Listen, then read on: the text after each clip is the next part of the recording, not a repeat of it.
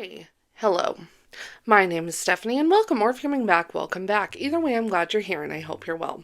And today we're returning to the V.C. Andrews literary universe in the form of My Sweet Audrina by the aforementioned V.C. Andrews. So spoilers for My Sweet Audrina, as well as content warning for intimate partner violence, CSA, child abuse, child neglect, misogyny, ableism, psychological abuse is the best way I can describe some of the things that happen in this, medical abuse, suicide, and suicidal ideation. For disclosure, it's a lot, and there are going to be sections of this where I don't go into super graphic detail about some of these things, but the content can be upsetting, so there will be specific time skips in the pinned comment below, should you need to use them. This was my first time rereading My Sweet Audrina since I was about in junior high. Like a lot of you, according to the comments, there was an entire summer in junior high where all I did was read V.C. Andrews. Specifically, after I read the Dollenganger series, I literally had my mom take me to the library so I could get more of her books, and we went constantly. Shout out to her for that, honestly. And this was one of the books that I read that summer. And while I remembered it being really creepy, I forgot just how freaking disturbing it was until I reread it. Because it is truly a masterclass of psychological and gothic horror. It can be a lot, but it is a phenomenal book. A hard read, but a very, very good read in my opinion. This is usually the part where I talk about some timeline stuff. But time in Audrina Adair's life is strange, to put it simply. But for your reference, the book takes place from about the late 1960s through the early 1970s. At least as far as I can tell. First meet Audrina, she thinks she's 7 years old. Everyone around her insists that she's 7 years old. And most days she's pretty sure that's the truth. But we also learn that Audrina's memory is unreliable at best, and she doesn't remember anything from before being 7. Despite her family's insistence, sometimes Audrina feels older and knows things that a 7-year-old kid wouldn't really know, despite never having attended school. At least according to her family. I had never been to school, and I was 7 years old, and it was high time I was in school. It seemed I knew all about the Civil War. Audrina lives with her family, who is totally normal and not at all toxic and dysfunctional, in a Victorian mansion called Whitefern, which, while beautiful, is also stuck in time. It's filled with these valuable heirlooms, please imagine the air quotes, that's relevant later, from the family's former glory days, yet it is also painfully outdated and even falling apart in places. Only some of the rooms have electricity, and others use gas lamps, and the kitchen is ancient, with modern, for 1960s, appliances. Like Audrina, Whitefern is very much stuck in time. And while the Adairs and the Whiteferns, Audrina's maternal family, were once very prominent and very well respected, their favor has waned over the years, though they still see themselves as better than everyone else. With Audrina's father, Damien, saying delightful gems like this. For context, this is Damien forbidding Audrina from visiting the cottage on their property that they're renting. Now hear this, girl. You are never to go over there. Understand? We need the rent money, but they are not our social equals, so leave them alone. Yeah, so he's great. Although Audrina's parents often speak of the friends they have in town, where her cousin attends school and her father works, they very seldom have visitors and basically live in semi-isolation in Whitefern. So that's the gilded cage in which we find ourselves. Let's talk about Audrina's family. And they are... yeah. Audrina lives with her parents, Damien and Lucietta, called Lucky, Elspeth, who is Lucky's sister, and Elspeth's daughter, Vera. And Audrina's family is, excuse the language, a huge fucking mess. Damien is incredibly narcissistic, and I mean that in the very literal sense of the word. He's obsessed with himself and thinks the entire world revolves around him. It's his world, and everyone else, especially his family, and most especially the women in his life, are just living in it. He has absolute control over Whitefern and everyone in it. Put a pin in that because that gets really awful as we move forward. And while Damien can be incredibly charming, he's also horribly cruel. Verbally abusive to everyone in the house, saying absolutely vile things to them, and physically abusive to Lucky, Vera, and Audrina. Lucky is simultaneously a deeply sympathetic character. She was an incredibly talented piano player who gave up her dreams of playing professionally to be with Damien, and is very much trapped under his thumb, again like everyone in the house. But she is also horribly cruel to her sister, her niece, and her daughter. I think Lucky is incredibly bitter that she gave up her chance to go to Juilliard to marry Damien. It often takes that bitterness out on the people trapped in Whitefern with her. I'm going to talk about Elsbeth later because my thoughts about her as an adult are very different than when I read this at 13, but it's more relevant later. So instead we're going to talk about Elsbeth's daughter, Vera. So Vera is a few years older than Audrina. How many years we're not exactly sure because she constantly lies about her age. Nobody in our house ever revealed their ages. Only my age was talked about all the time. It was Vera's boast that she could be any age she wanted to be.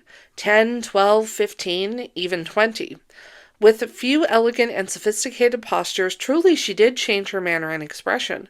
She could look very mature or very childlike, depending on her mood. She liked to ridicule me because I was so uncertain about the time. Not only does Vera lie about how old she is, she lies about basically everything. Most of the time, anyway. Put a pin in that because it comes back in a really horrible way later. As you will see, that is going to become a theme. And Vera is awful. She's mean and cruel and torments and mocks Audrina constantly.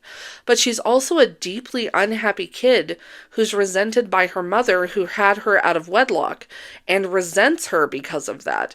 She's also often ignored and neglected by her mother and abused by Damien, whose attention and love she is so desperate for.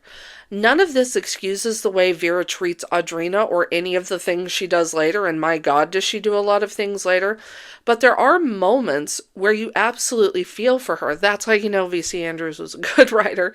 So according to Audrina's family, they tell people that Vera is Audrina's older sister to spare Elsbeth the shame of people knowing that she had her out of wedlock. And Vera often calls herself Audrina's sister, much to Audrina's chagrin, especially because she seems determined to steal Audrina's father from her. But Vera isn't Audrina's sister.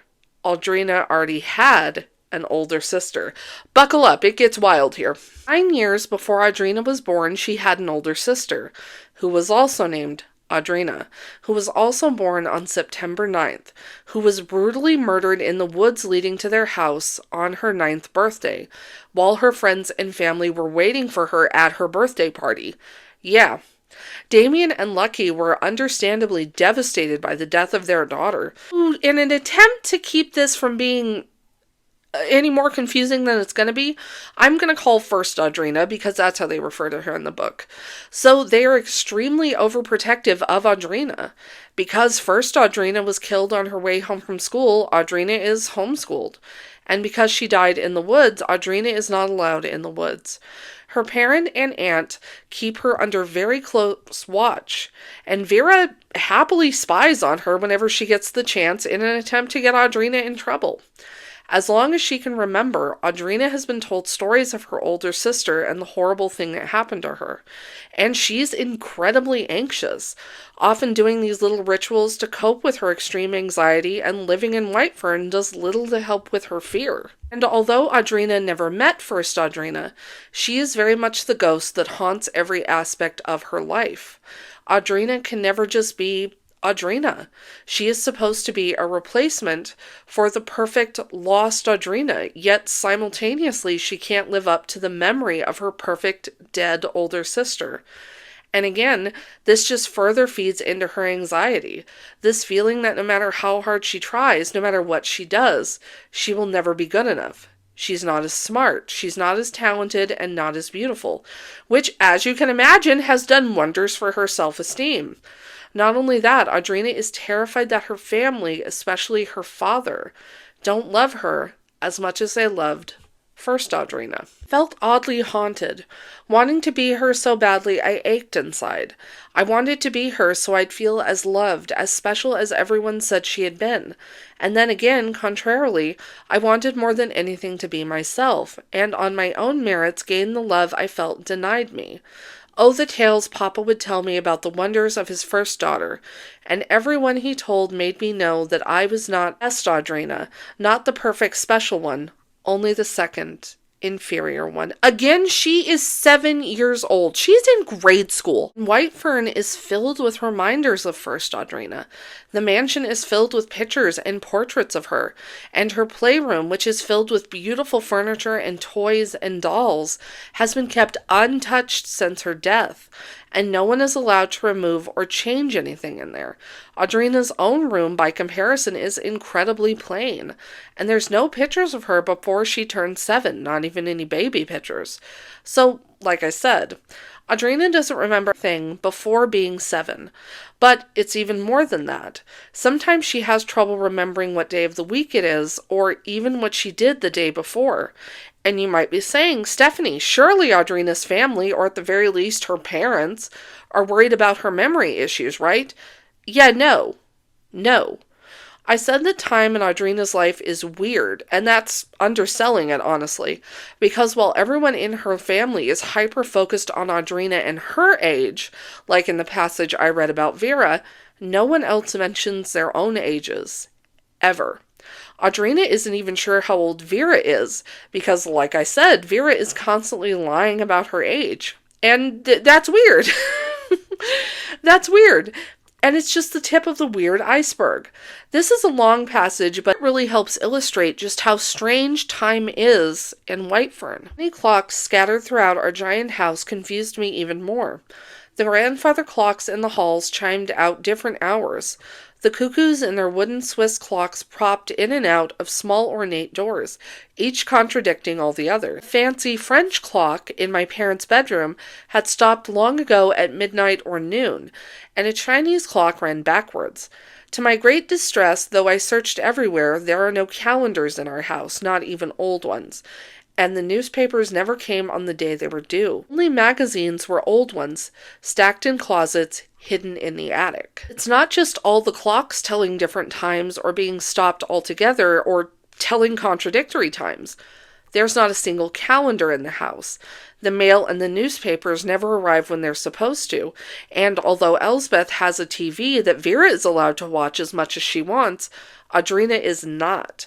And in one of the most unsettling moments in this book, Damien even lies to Audrina about what season it is. The only reason she finds out that it's not what he says it is because she happens to overhear the mailman make a comment to Lucky about what a nice spring day it is. One day, I heard the special delivery man say to Mama, "Isn't this a lovely spring day? Or else I might not have known it was spring from the cold way it was.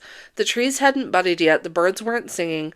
I rejoiced to know the season, if not the month, but I was too ashamed to try and ask what month it was and have people look at me with pity." Oh, not only are they not concerned with Audrina's memory issues, they are actively going out of their way to exacerbate them.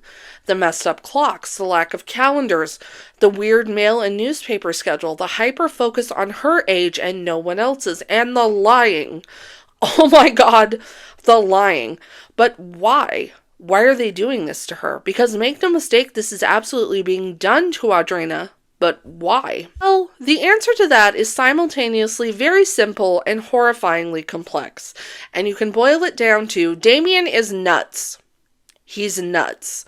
And he wants Audrina to become the first Audrina, literally. And he does this by forcing Audrina to sit in the rocking chair in the first Audrina's playroom, and rock and sing until she becomes, in Damien's words, an empty pitcher that would fill with everything. He wanted me to fill with her memories and capture her special powers since she was dead and didn't need them anymore. He doesn't want Audrina to be her own person. He wants her to turn into the daughter they lost by putting her through his own version of auto-hypnosis, which, to greatly oversimplify it, is where a person enters this very focused state and then makes suggestions to themselves in order to change something. Again, this is a very oversimplified version of that, but basically Damien is trying to use the power of suggestion and hypnosis to turn Audrina into first Audrina, that she will be as special and, to be blunt about it, as loved as she was. Although this process is greatly upsetting to the already anxious Audrina, she's a little girl who just wants to be loved, and so she goes along with it to please Damien, despite how anxious and uncomfortable it makes her feel, not to mention these sometimes very disturbing things that she sometimes sees, was the nightmares she sometimes has after these sessions in the rocking chair. Also, every Sunday, the entire family goes to visit First Audrina's grave in the family plot not far from Whitefern, which I cannot imagine what seeing your own name on a grave as a child would do to you with your birthday. But I want to emphasize to you that First Audrina has a grave with a very ornate marker. She has a grave. I want you to remember that. She has a grave. We were all dressed in our best and bearing expensive flowers. Papa tugged me from the car. I resisted, hating that grave we had to visit and that dead girl who stole everyone's love from me. Audrina lives an incredibly isolated life. Her only real connection to the outside world is Vera, who comes home from school with tales of her being the most popular girl in school, with all these boys who want to date her, all these friends who love her, teachers who think she's brilliant. Oh, and everyone at school hates Audrina and thinks she's crazy, even though they've never met her. Okay. Like I said, Vera is a liar. She lies constantly, and she simultaneously hates Audrina. She mocks her and belittles her constantly and even tries to hurt her physically, calls her crazy, tells her that she'll never be as good as the first Audrina, that Damien won't ever love her as much as the first Audrina, that he loves Vera more, that she's his first and true daughter. I also think she desperately wants Audrina to like her. She wants someone to like her, literally anyone. And let me preface what I'm about to say by saying this. Nothing I'm about to say excuses anything Vera does. It explains it, but it doesn't excuse it. So Vera is desperate for attention, any kind of attention, be that positive or negative. She especially wants attention from Damien, whom she desperately wants to love her. Vera and Elsbeth have a very contentious relationship. Like I said, I'm going to talk more about Elsbeth later, and while I think Elsbeth loves Vera in a way, she treats her horribly. She neglects her and ignores her and resents Vera for the position that she's in, unwed and having to live with her sister, whom she resents and I think straight up hates.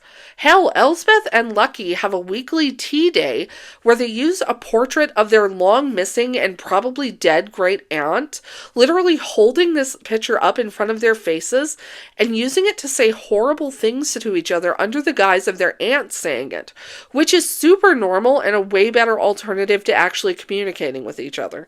And while Elsbeth loves Vera, she takes all these frustrations out on her, and Vera takes out her anger at not having a father, at being stuck in this madhouse, being broke and dependent on the Adaires, and being ignored and neglected and abused out on Elsbeth. And thus you have just this very toxic back and forth between the two of them. Whereas Vera desperately wants Damien to love her, to see her as his daughter, I think Damien straight up hates her. If he's not ignoring her, he's mocking her, and Damien will not hesitate to Vera within a literal inch of her life when she does something that sets him off. It is absolutely horrific. And this rejection just makes Vera more desperate for his attention to the point where she hurts herself. So Vera has brittle bone disease, which, again, to greatly oversimplify things, is a genetic disorder that causes bones to break easily, and she will deliberately break her bones so that while she's recovering, Damien will pay attention to her and give her the bare minimum of kindness. Again, this in no way excuses what Vera does, but it does explain why she is the way she is, and why, to be blunt about it, she never had a chance living in Whitefern. This is a lot. It's a lot, and we're not even into the deep, real unhingedness of it all. So let's get into that now. So on what turns out to be Valentine's Day, Vera comes home from school with a bunch of Valentines that she claims are from her many boyfriends and suitors and friends, as well as a large heart-shaped box of chocolates from, in her words, who loves her the most of all. She's absolutely gushing about this boy, her one true love, who loves her more than anyone else. Audrina catches a little comment that Vera makes that this mystery boy is going to be moving soon. So she, casually as can be, asks how old he is. Attempt to figure out how old Vera actually is. Vera catches on quick to that and dismisses Audrina like she always does, taking it a step further, as she always does. Sat on my bed and dipped into the candy box again, eyeing me in a funny way. I can be 10, 12, 14, 16, any age, for I have the magic of the first Audrina, the best and most perfect, most beautiful Audrina. Mirror, mirror on the wall, who is the fairest Audrina of them all? And the mirror says, "You are, Vera. You are." Not long after, Vera gets caught stealing at the drugstore in town and Damien bans her from dinner. And Audrina goes to Damien to try and intervene on Vera's behalf, something that she often does, saying that even if she isn't really his daughter, that he should at least treat her decently, maybe stop beating the crap out of her and berating her.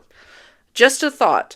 And Damien reacts super normal to this request, as he often does to normal things. "Has she been telling you?" he asks suspiciously. "Has she been trying to explain why you have that dream?" My eyes widened. I'd never told Vera about my worst nightmare. He was the only one who knew about my troubled dreams. I'm sure he didn't want Mama to worry about them too, and that my dream was my curse and my shame. I would never tell Vera. I moved from side to side as I kept backing away. "Why are you acting afraid of your own father? Has that girl been filling your head with foul tales?"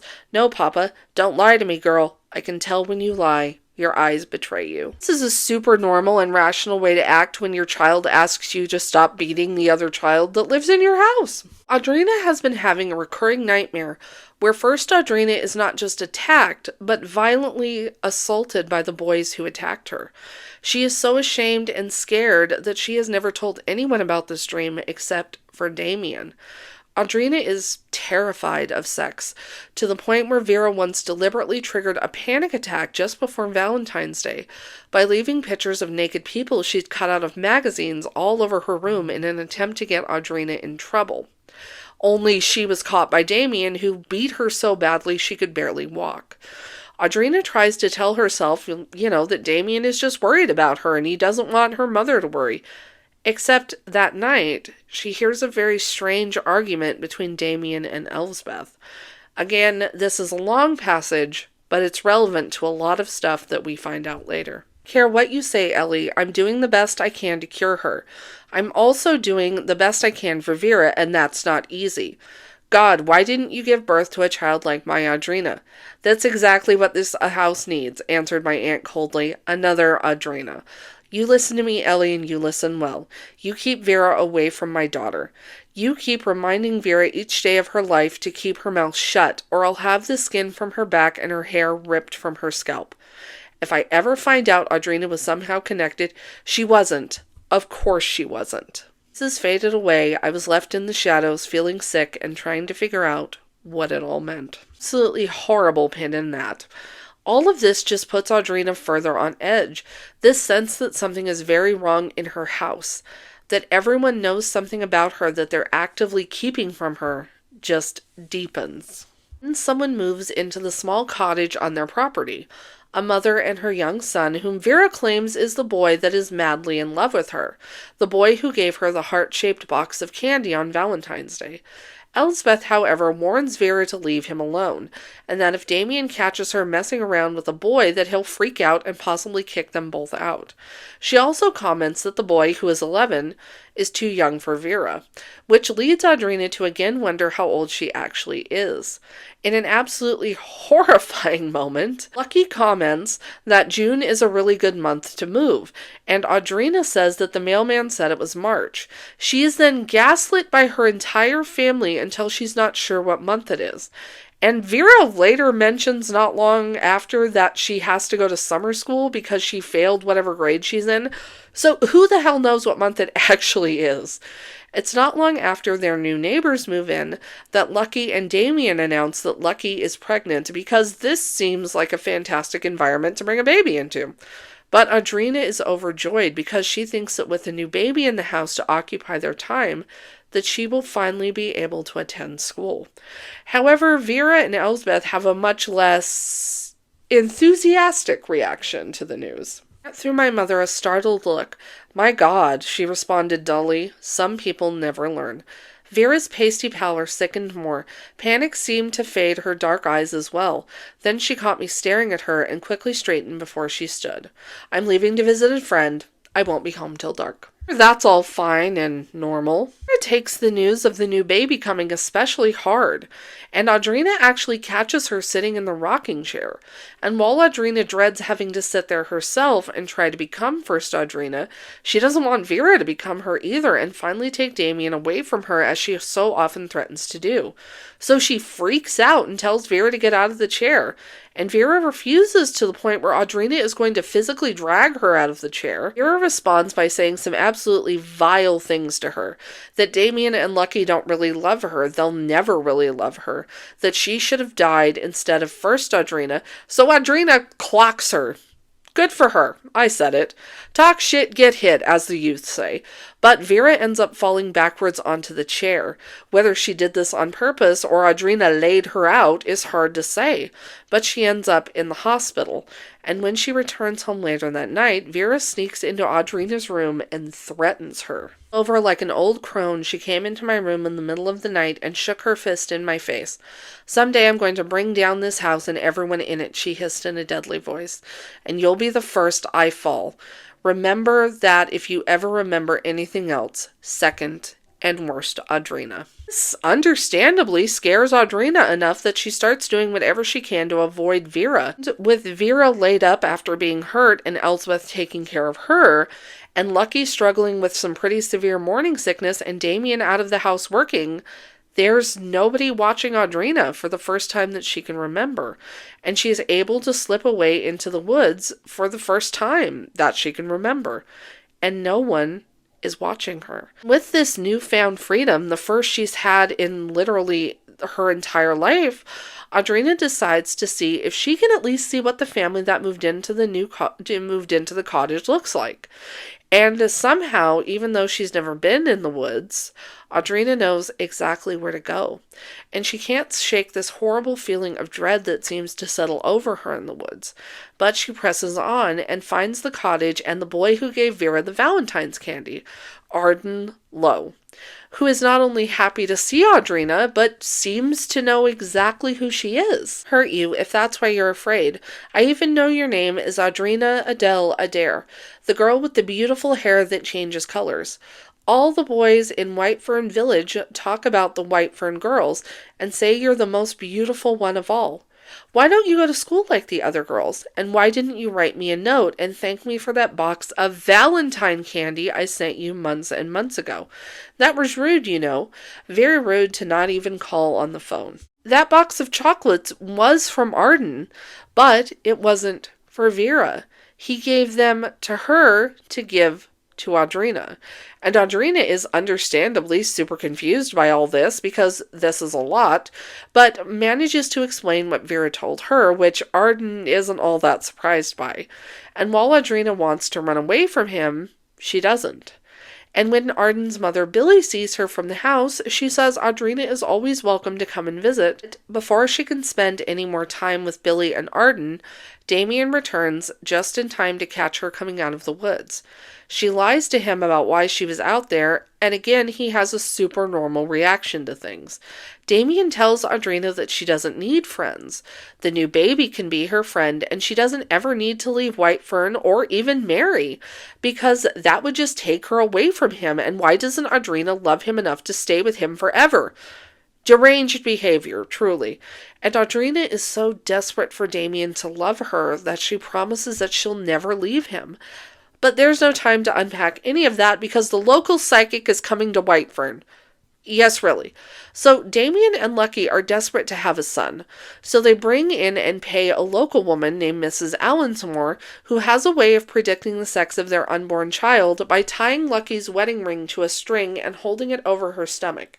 And whichever way it swings, vertically for a boy and in a circle for a girl, that's what the baby will be.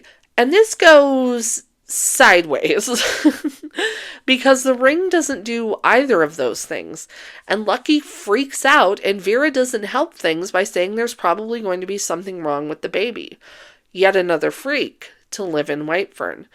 And the months pass. Lucky is not doing well at all. She's convinced that there is something wrong with the baby, and she's barely sleeping and is plagued by even more severe morning sickness than she was early in her pregnancy. And Vera just keeps mocking her. But Audrina still manages to sneak away that summer to spend time with Arden.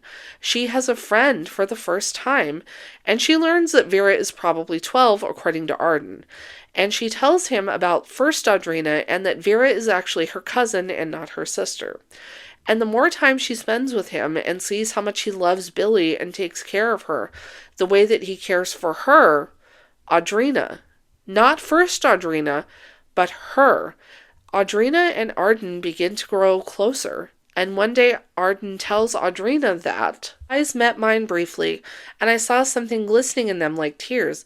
Why would he cry because I had said that? For your reference, Audrina just told Arden that she's glad that he's her friend and that he puts up with her. I'm going to tell you something one day, and you're not going to like me after I do. Don't ever tell me if that's what it will do, for I don't want to stop liking you, Arden." Another absolutely horrible pin in that, unfortunately. Arden is smart and kind and sweet. What could he possibly tell Audrina that would make her hate him? And the more time that the two of them spend together, the more jealous Vera becomes. This all comes to a head one day when the three of them are swimming and fishing in the lake that's on the property. Again, these people are crazy wealthy, right? And Vera takes and hides Arden and Audrina's clothes, just in time for Damien to catch them together.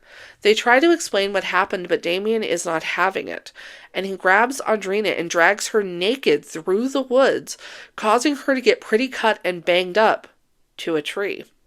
The tree where they found first Audrina's body, where she'd been attacked and assaulted, and tells Audrina, "Now you listen to me and listen carefully. Learn from the mistakes of others, Audrina. Learn before it's too late to save yourself. I don't want to find you dead there too." Drags her, his battered and traumatized and terrified child, to her sister's grave. The grave that has her name and birthday on it, and drops her there, and keeps berating her as she is again laying on a grave that has her name and birthday on it. This is a long passage, and it's a rough one, but again, it's relevant to stuff that comes up later, unfortunately. There she lies, my first Audrina, that wonderful special Audrina who used to look up at me as if I were God. She trusted me, believed in me, had faith in me. In all my life, I never had another who gave me that kind of unquestioning love. But God chose to take her from me and replace her with you. There must have been some meaning in all of this. It's up to you to make her death meaningful. I cannot bear to live with the knowledge that she may have died in vain, Audrina. You have to take on all the gifts of your dead sister, or I'm sure God will be angered, just as I am angered. You don't love me enough to believe I am doing the very best I can to protect you from the very thing that happened to her. And you certainly must have learned from that rocking chair about the boys in the woods the day she died. That is absolutely horrific and terrifying and damaging in a way that I'm not qualified to unpack. But Audrina, even though she's terrified, finally has a friend. She has someone who sees her for her, and not just as a replacement for first Audrina. So she makes a deal with the literal demon that is her father, and promises that if he lets her see Arden once in a while, she's not even asking for every day, just once in a while, that she will happily sit in the rocking chair without a word of complaint and try to become first Audrina. And Damien agrees. She can see Arden and Billy once a week, but never in the dark, and never in the rain. So Audrina does exactly what Damien wants, which makes him happy and pisses Vera off because Audrina is getting more attention than her. So she keeps picking at Audrina and trying to win Damien's favor, which just seems to piss him off. But slowly, as Lucky is bedbound most of the time now, Vera starts to take care of Damien. She cooks for him and makes his coffee and cleans and does his shirts, and he's not horrible to her. The bar is in hell, which makes Audrina begin to worry that Vera has replaced her. So Audrina comes up with a method of picking stocks, because Damien will love her if she can use her gifts to make money. And while she initially starts out doing the ring trick to pick them, the same thing that the psychic did, eventually teaches her how to pick stocks, and it turns out she's really good at it, to the point where he talks about making her a partner at his firm when she comes of age. While all this is going on, Vera and Elsbeth's relationship is deteriorating. Vera wants to start dating, and her mother forbids her, so Vera threatens to go to town and start telling everyone the family secrets. But Elsbeth is able to placate her by telling her that she can be the favorite if she stays in line. But this truce doesn't last long, and the two of them just keep fighting. And Vera eventually starts stealing and selling Elsbeth's jewelry. Put a pin in that. Put a pin in that. It's important later. Vera likes to steal from Elsbeth. Damien catches Vera out in town after she runs away from Elsbeth after an argument and drags her home literally by the hair and proceeds to beat her badly. He's a gem. Despite Lucky being very pregnant and very unwell, at Damien's insistence, they're having a party because, again, it's his world and these poor women just live in it. Also, Audrina is turning 9 tomorrow, so this party is partially for her. Understandably, Audrina is confused by this and deeply upset by it, because isn't she 7? They're always aggressively insisting that she's 7, and she never turned 8, so how can she be 9? But Damien just waves these concerns away, making it seem like Audrina is being the unreasonable one by being upset by all this. Sweet, haven't I told you many times that's why we don't send you to school? You're one of those rare individuals who has no sense of time at all. He spoke precisely, looking directly into my eyes as if to engrave his information. We don't celebrate birthdays in our house because somehow it confuses your own special calendar. 2 years ago, or 1 day short, you were 7 years old. What he said was impossible. Why hadn't he told me that I was 8 years old and not 7? Was he deliberately trying to make me crazy? Again, because this is Damien's world and they just live in it, Audrina has no choice but to accept this. But again, this deeply unsettling feeling just keeps getting worse and worse. That again, there is something very, very wrong in her life. And so they have this massive party, despite Vera being literally beaten black and blue, and Lucky being sick, and it's a huge hit. Lucky even plays piano for their guests, and Audrina marvels at how talented her mom is, and how happy she looks performing, and how everyone admires her talent. But Damien can't stand her being the center of attention. And later that night, he accuses Lucky of flirting with the men at the party, even though he insisted that she's needed to play for them, and then proceeds to beat her with his belt. And Audrina, who had been spying on their fight with Vera, runs in to defend her mother.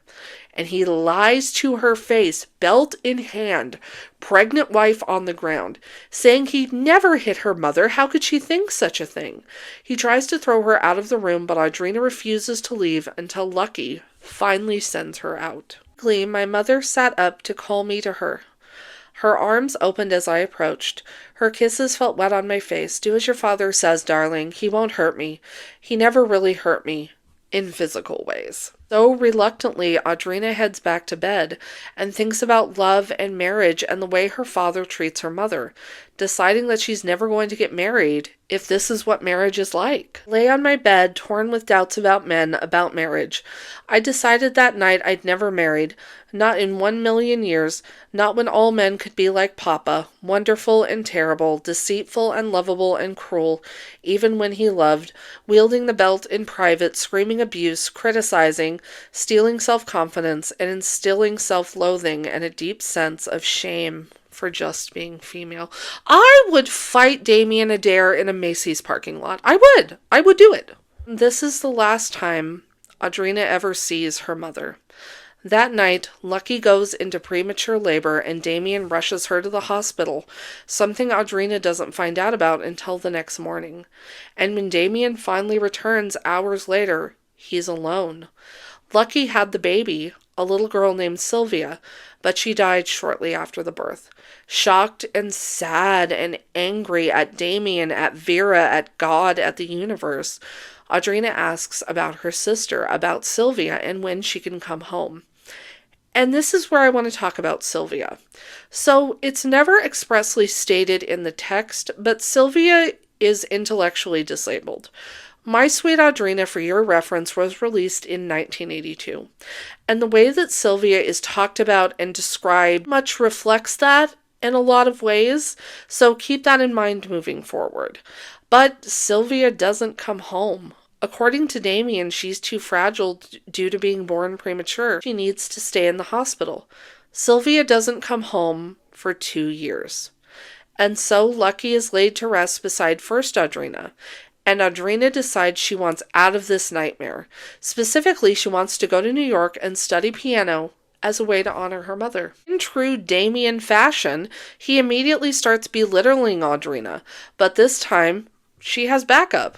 She has her friend Arden. "It's a foolish ambition," began Papa, still glaring at Arden as if he hoped he'd drop dead and never bother me again. "Now wait a minute, Mr. Adair. Stop putting Audrina down. It's not a foolish ambition to want to fulfill her mother's dreams. Audrina is just the sensitive, feeling kind of person who'd make a great musician, and I know just the right teacher." Eventually, albeit reluctantly, Damien agrees to let her start taking piano lessons from a newly arrived piano teacher, Lamar Rensdale. And Lamar is Juilliard trained and incredibly talented.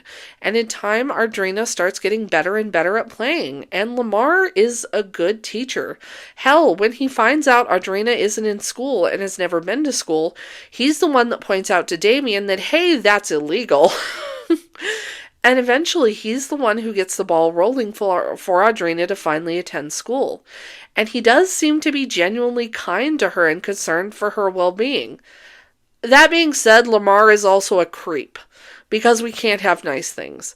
So Vera tells Audrina that Lamar is basically sleeping his way through the women in town. So Vera starts taking lessons from him too, partially to spy on Audrina, but also because Lamar is very handsome. I'm sure you can see where this is going. But while all this is going on, Audrina finally, for the first time, begins attending school.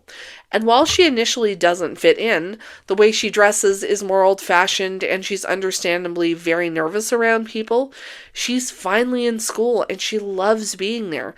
And I wish we got to spend more time with Audrina in school. So just kind of glad that she's actually finally in school, so I'll take it. And between going to school and her piano lessons and her friendship with Arden, Audrina is finally out of Whitefern and a part of the world and around other people. And for absolutely no reason at all, that's when Damien decides it's finally time for Sylvia to come home. She has been in the hospital for 2 years at this point, and Damien, for absolutely no reason at all, decides that she needs to come home right now, right away. And Audrina is excited for Sylvia to come home. She wants to meet her sister, wants to love her sister, and take care of her. It's here that I finally want to talk about Elsbeth. Like I said, Elsbeth was Lucky's sister, and her entire life was spent in her sister's shadow, and no one ever let her forget it. Everyone constantly tells her that she's not as good as Lucky. She's not as pretty. She's not as talented. And even though the story that Damien and Lucky tell Audrina, and presumably others, is that Vera's father took off, so to spare Elsbeth the shame of having a child out of wedlock, they kindly took the two of them in. But in reality, Elsbeth is the de facto maid in Whitefern. She cooks and cleans and takes care of the house and the kids, all the while she's treated like crap by her sister and Damien and her daughter, who is also beaten by him. Make no mistake, Elsbeth is equally cruel, and I think very much resents her as much as she loves her, but like everyone else, she's trapped in this twisted nightmare. And then Lucky dies, and Elsbeth thinks that she will finally be the Lady of Whitefern, which again is their family home, that was given to Lucky instead of her. But she's still just the maid who has to wear her sister's hand-me-downs. And then there's Damien. So when they were younger, Elsbeth and Lucky both wanted to be with him, but he chose Lucky. And Elsbeth has still very much carried a torch for him, if I think she hates him sometimes. I say all this because I think even though Elsbeth is very much still in love with Damien and excuses so much of the cruel and deranged and just unhinged things that he does, not only to her but to the kids in the house, I also think she is one of the very few people who see him for what he truly is. And so when Damien randomly announces that Sylvia is coming home, Elsbeth knows why he's doing this. And she tells Audrina as much. Audrina, she began, and in her voice I heard a bit of warmth. You've got to be careful not to let your father dominate your life. He'll never do that to Vera because she doesn't care what he thinks of her. Because you do care, you can make yourself vulnerable. He's self-serving to the point of being cruel enough to rob you of what you need.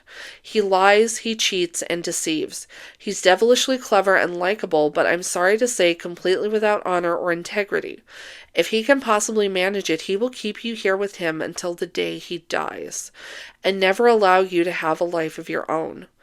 I can tell that you love him. In some ways, I commend you for your loyalty and devotion. But blood ties are not supposed to be chains. You don't owe him or Sylvia your life. He's exactly right. With Audrina now in school and taking piano lessons, she's gradually slipping free from Damien's control. And he can't have that. He won't have that. And so he brings Sylvia home after 2 years so that Audrina will have no choice but to care for her, and thus won't have time for those things that are taking her away from him. She'll be trapped in Whitefern under his thumb. And that's exactly what happens. When Sylvia comes home, she has a lot of needs and requires a lot of care. And that care falls to Audrina, who loves and adores Sylvia and cares for her. But it's also a lot of work, and it's exhausting, and it's exactly what Damien wanted to happen. Meanwhile, Arden is getting ready to go to college and study architecture. And Audrina is terrified that once he leaves, he'll forget about her and fall in love with someone else, despite his reassurances that he could never.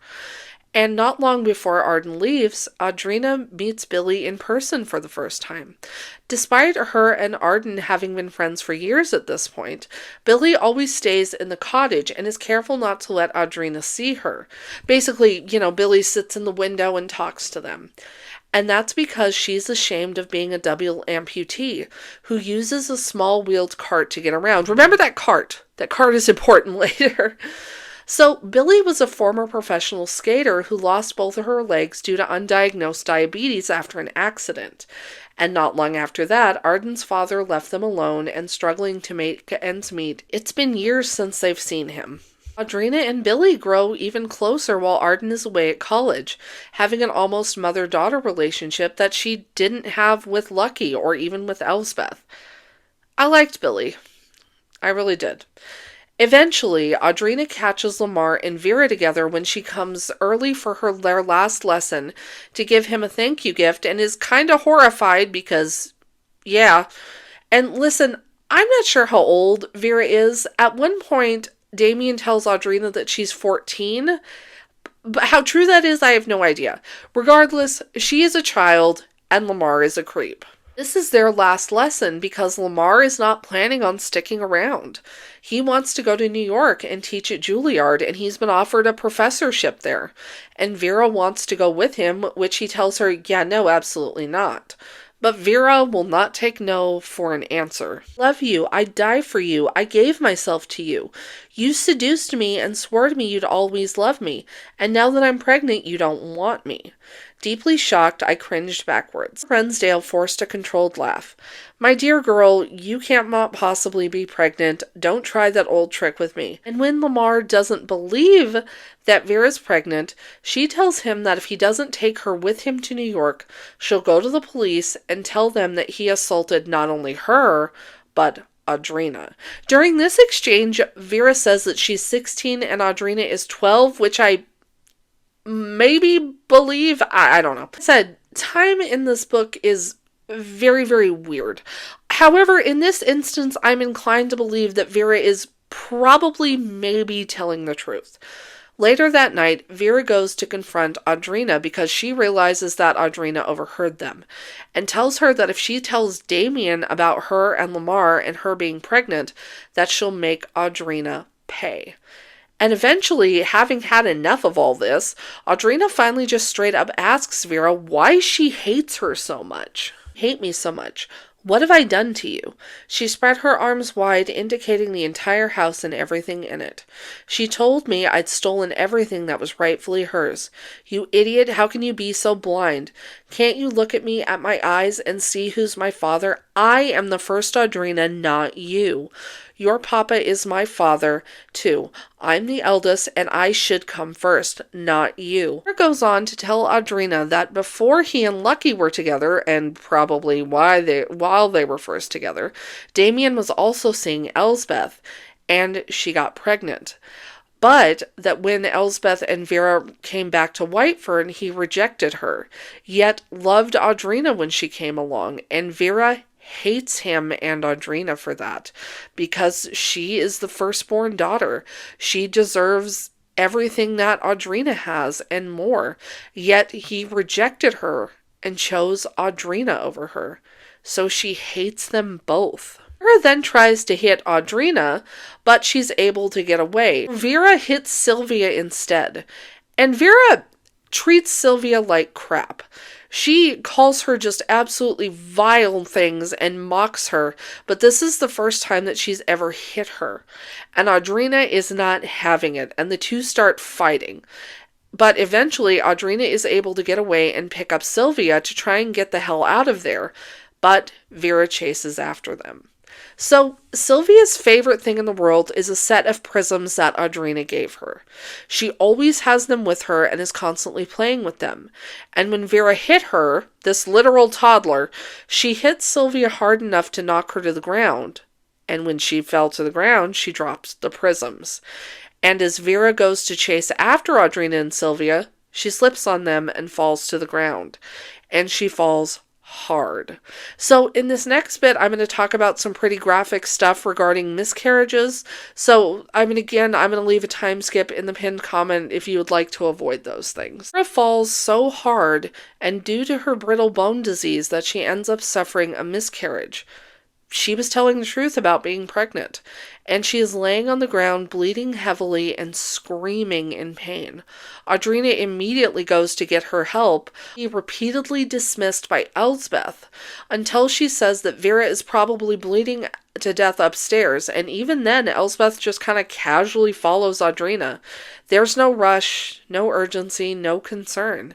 Even when she sees Vera in the state she's in, Elsbeth is chillingly cold and horrifyingly callous to Vera, who is literally laying in her own blood. "You pregnant?" asked my aunt coldly, doing nothing to help her daughter. "Yes," screamed Vera, still feeling around in the blood. "I've got to have that baby. I've got to. I need that baby. It's my ticket out of this hellhole. And now it's gone. Help me, Mama. Help me save my baby." My aunt glanced down at all the blood. "If you've lost it, better so." She just leaves Vera there in her own blood, telling her that to clean up the mess she's made, meaning that the rug that she's bleeding on is more important than Vera. She does not comfort her. She does not help her. She literally leaves her there bleeding on the rug. This is beyond horrific. Despite everything, Audrina is still desperately trying to help and comfort Vera. But this is understandably Vera's last straw. And she finally makes good on one of the threats she's been making all her life. She runs away from Whitefern with Lamar to New York City.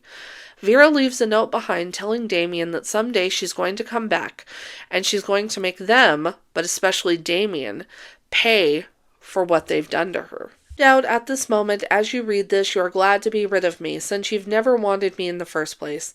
I'm sure you'd be happy to see me dead, but you can't get rid of me so easily, for I'm coming back, Damien Adair, and everybody who made me cry is going to cry 10 times more than I ever did. Again, despite everything, Audrina is really the only one who expresses any concern about this. But Elsbeth and Damien refuse to go after her, admitting that Vera was telling the truth, that Damien is her father, but that they're better off now that she's gone because she'd ruin all of them without hesitation. Audrina is disgusted and horrified by the way that Damien treated Vera, who again was his literal child, and she never sees him the same way again. And so a few years pass, and Audrina graduates from high school but doesn't end up attending college. Instead, she stays home and continues caring for and teaching Sylvia. Arden has also graduated from college but has been unable to find work as an architect. He and Audrina resume their relationship when he returns home to live with Billy, but even though Arden wants things to go further physically, Audrina can't. She's deathly afraid to the point where she literally starts shaking when Arden tries to initiate things between them. Damien and Elsbeth have also started sleeping together. Great. But Damien won't marry her or even be with her publicly. And Elsbeth puts up with all this, all the while still cooking and cleaning for him, despite Audrina wishing she'd just leave and get away from him because he treats her like crap. And yeah, girl, stand up. Elsbeth tolerates this until they get a letter from Vera. It's been 3 years since she ran off with Lamar, and they haven't heard from her since. And now Vera needs help. Lamar lost his job at Juilliard and took his own life. And Vera, who is now a nurse, can't make ends meet on her own. We find out all these things kind of later on, but it's worth mentioning now. And Elsbeth wants to go to her. But no one can leave Damien. This is his world, and they just live in it, and he tries to manipulate and sweet-talk Elsbeth into staying, but it doesn't work this time. Vera needs her, and she's going to go, and she begs him to let her and Audrina go, saying that Audrina deserves to go to college and have a life of her own, and not be tied to him and this place, but Damien will not hear it. Managed to tie her hand and foot to Sylvia. It's not fair what you're doing. I know you love her, so let her go to college. Set her free, Damien, before it's too late. He said placatingly.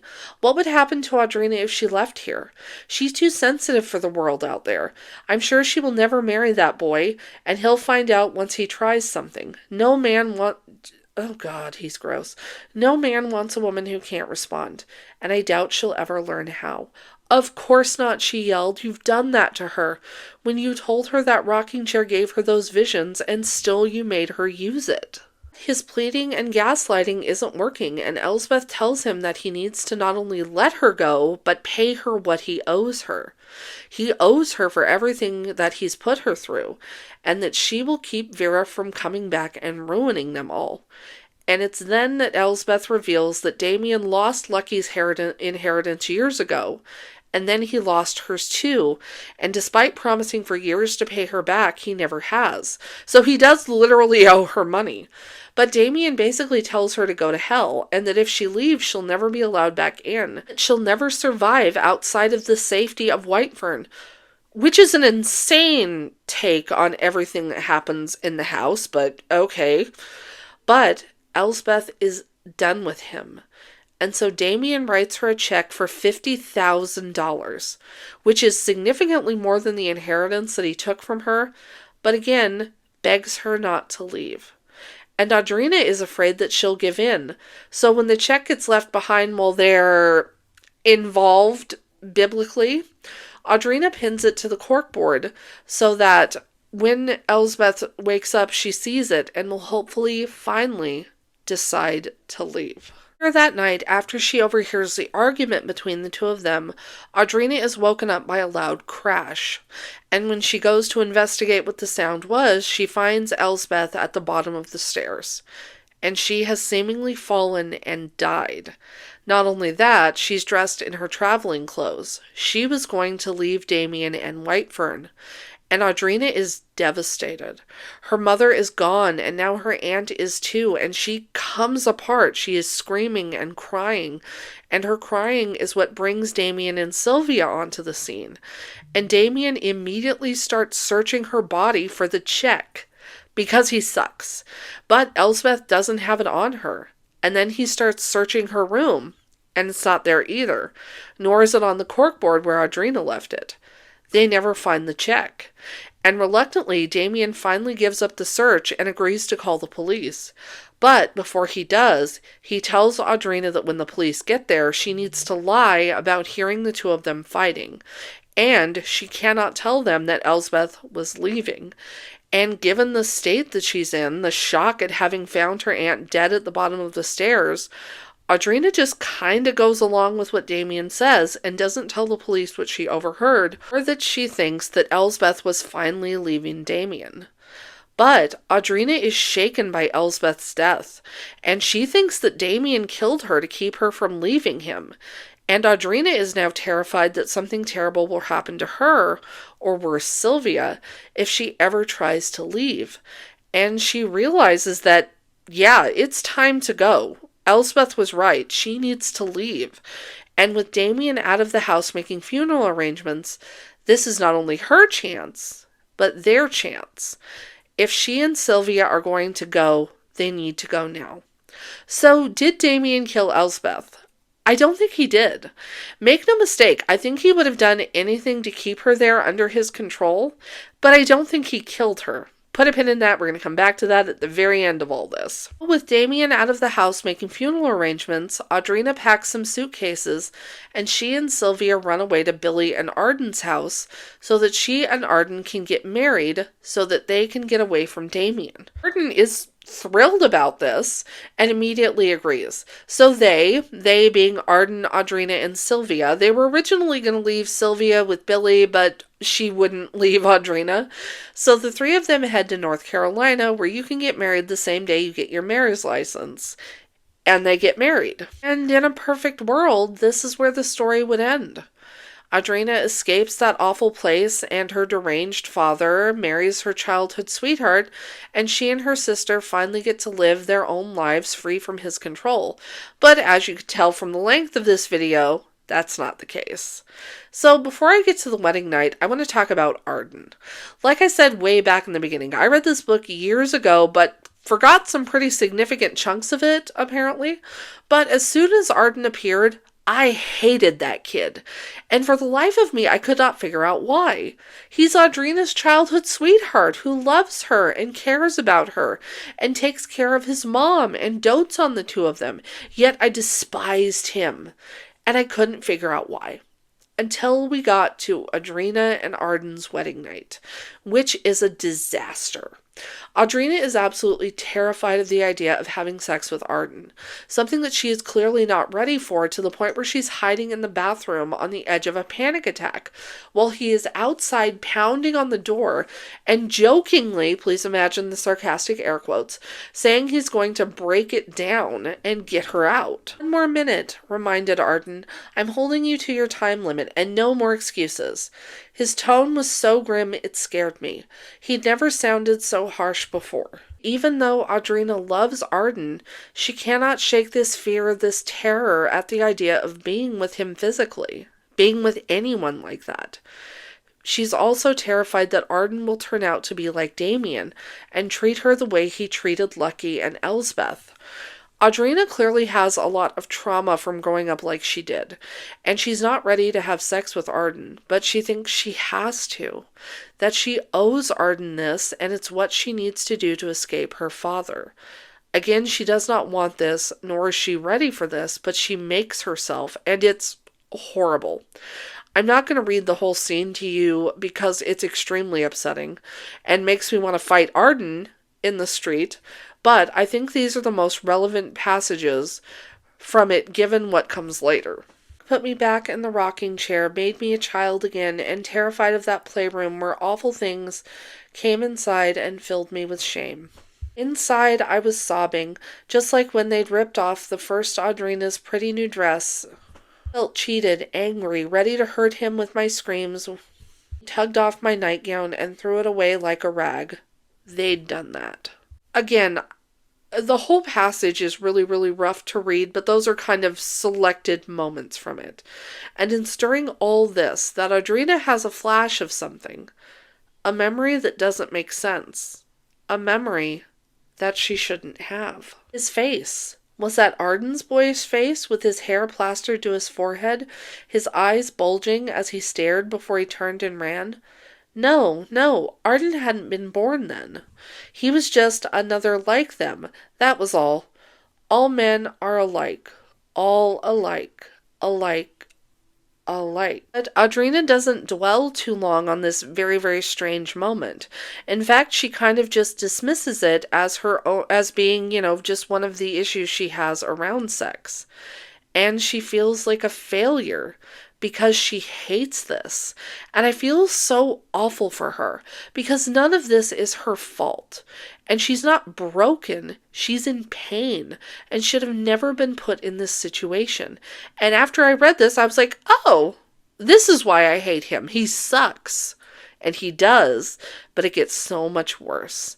And Arden is seemingly totally oblivious to the fact that Audrina hated what they did, and he lays there just blissfully unaware, while Audrina continues to experience these very strange and very disturbing flashes of the first Audrina's assault.